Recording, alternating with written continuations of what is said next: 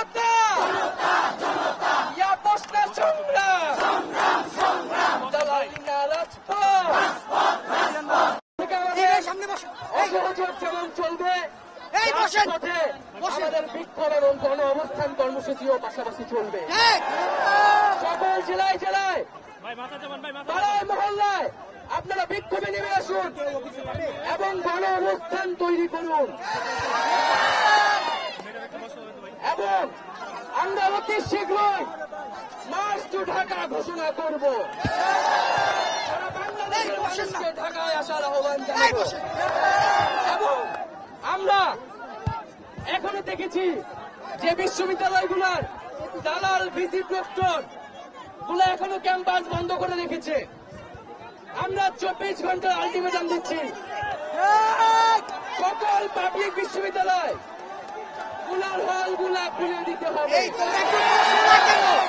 তোমরা একটু বসো না কেন? বসো, যদি 24 ঘন্টার মধ্যে খুলে দেওয়া হয় আমরা নিজ দায়িত্ব বসো। আজকে যারা বিভিন্ন প্রান্ত থেকে এসেছেন সবাই স্কুল কলেজ মাদ্রাসা বিশ্ববিদ্যালয়ের শিক্ষার্থীরা এসেছেন, তাদেরকে আন্তরিকভাবে ধন্যবাদ জানাচ্ছি।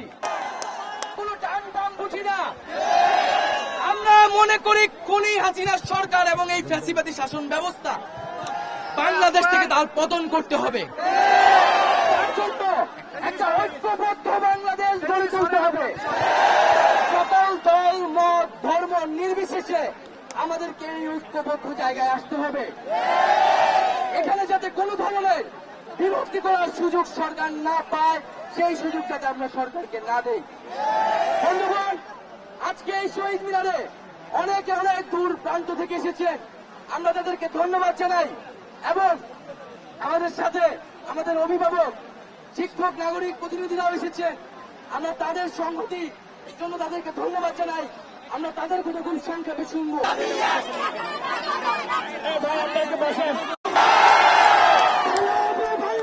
ঘোষণা দিয়ে চলে গিয়েছে, গণমিছিলের সাথে পালানো শুরু হয়েছে।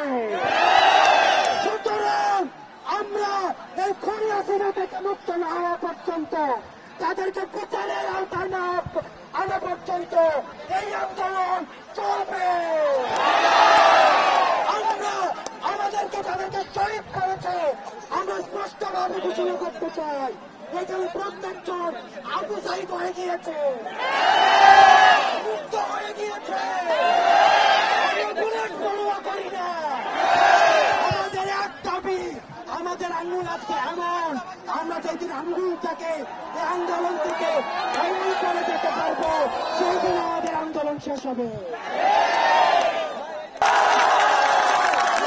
তোমাদেরকে 17-18 বছর যাবৎ ভোট দিতে দেয় না, তোমাদের সম্পদ বিদেশে পাচার করে, প্রধানমন্ত্রীর পিয়ন হয় 400 কোটি টাকার মালিক,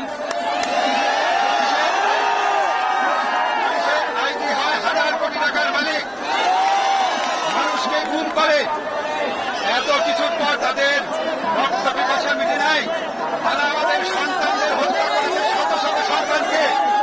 এই শত শত সন্তানকে হত্যা করে, হাজার হাজার মানুষকে আহত করে, শিশুদের হত্যা করে, আমাদের ছাত্রদের বুকে গুলি চালিয়ে এখন বলে এখন আবার আন্দোলন কিসের?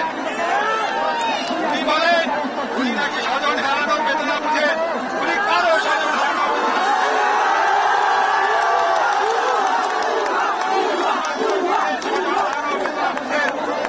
বাংলাদেশ স্বাধীন করেছে মুক্তিযোদ্ধারা, উনি মনে করেন শুধু ওনার বাবা স্বাধীন করেছে।